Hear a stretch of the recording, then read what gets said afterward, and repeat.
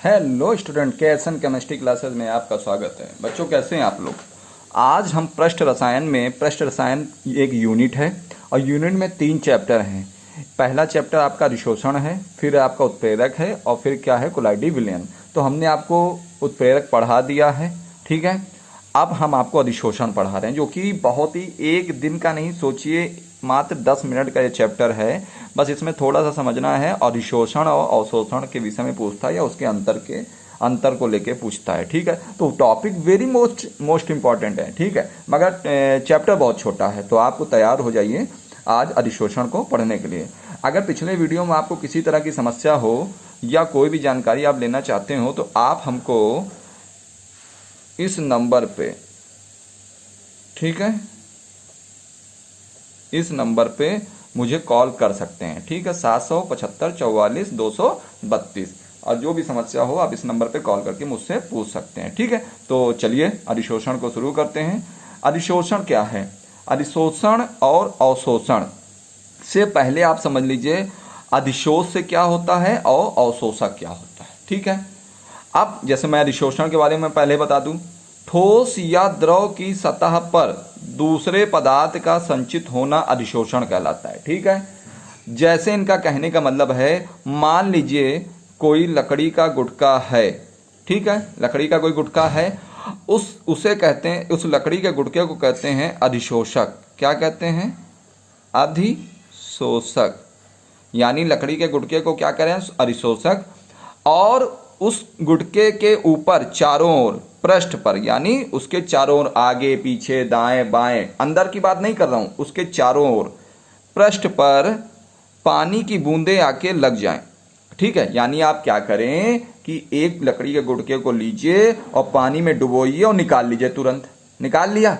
अब पानी क्या है? उसके पृष्ठ पर ही तो रहेगा, यानी उसके पृष्ठ के चारों ओर ही रहेगा। तो पानी को बोल दिया अधिशोष। पानी को क्या बोल दिया? अधिशोष, ठीक है। लकड़ी के गुटके को क्या बोला? अधिशोषक। और पानी को क्या बोला? अधिशोष।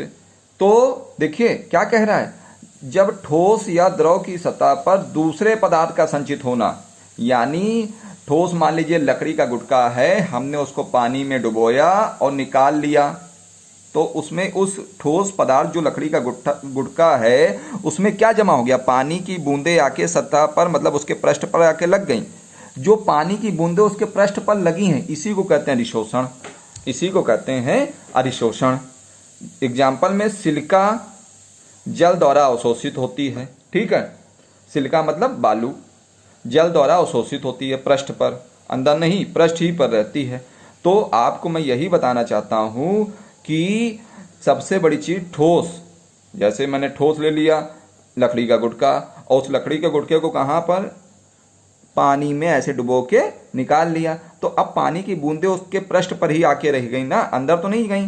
तो वो जो पानी की बूंदें पृष्ठ पर हैं उसी को कहते हैं अधिशोषण। अवशोषण क्या है?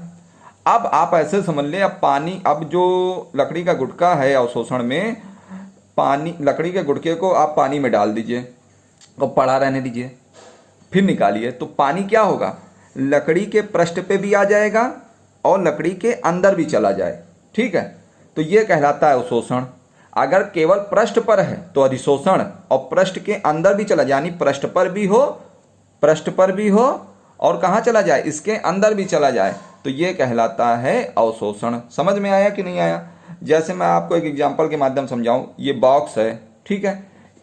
पानी अगर इस बॉक्स के ऊपर रह जाए, इस बॉक्स के चारों ओर रह जाए, तो समझ जाइएगा ये अधिशोषण है। अब बॉक्स के ऊपर भी हो पानी और अंदर भी हो, अंदर भी चला जाए, ठीक है, तो ये कहलाएगा अवशोषण, ठीक है।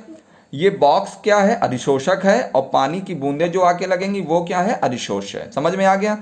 तो यही चीज है। एग्जाम्पल देख लीजिए, स्पंज के टुकड़े को जल के संपर्क में आने पर, आप स्पंज लीजिए, जो तकिए आदमी भरे होते हैं, ठीक है, उसको पानी में डाल दीजिए, तो क्या होगा? पानी उसके अंदर भी चला जाएगा और पृष्ठ पे भी रहेगा, ठीक है। तो ये कहलाता है अवशोषण। फिर से देख लीजिएगा, अवशोषक क्या है? जो ठोस पदार्थ है, और अधिशोष क्या है? जो पानी की बूंदें हैं, ठीक है। समझ में आया कि नहीं आया? तो अगर पानी की बूंदें ऊपर रह जाएं, पृष्ठ पे ही केवल रह जाएं तो अधिशोषण, और पृष्ठ और तथा पृष्ठ के अंदर चले जाएं तो वो अवशोषण कहलाता है। ठीक है, साथ ही साथ वीडियो में आपको अधिशोषण और अवशोषण के अंतर भी मिल जाएंगे। ठीक है, तो आप आसानी से उन अंतर को भी याद कर सकते हैं। अगर आपको तकलीफ हो तो दोनों की हेडिंग डालिएगा, दोनों को लिख दीजिएगा पेपर में, यही अंतर हो गया, और खाली डिफिनीशन पूछे अधिशोषण और अवशोषण की तो ये आप अलग अलग डिफिनीशन भी लिख दीजिएगा। ठीक है, तो आज का ये चैप्टर जो लेसन 3 है वो यहीं से समाप्त हो जाता है। ठीक है, चैप्टर बहुत छोटा है परंतु वेरी मोस्ट इंपॉर्टेंट है, तो इसलिए आपको इसको ध्यान से पढ़ना है। थोड़ा सा कठिन है, ज़्यादा नहीं, मतलब कठिन क्या, समझने योग्य है, कठिन कुछ नहीं होता जीवन में। ठीक है, तो आज के लिए केवल इतना ही काफ़ी। अगर वीडियो आपको अच्छा लगा है तो ज़्यादा से ज़्यादा लोगों को शेयर करें, सब्सक्राइब करें। धन्यवाद। जय हिंद, जय भारत।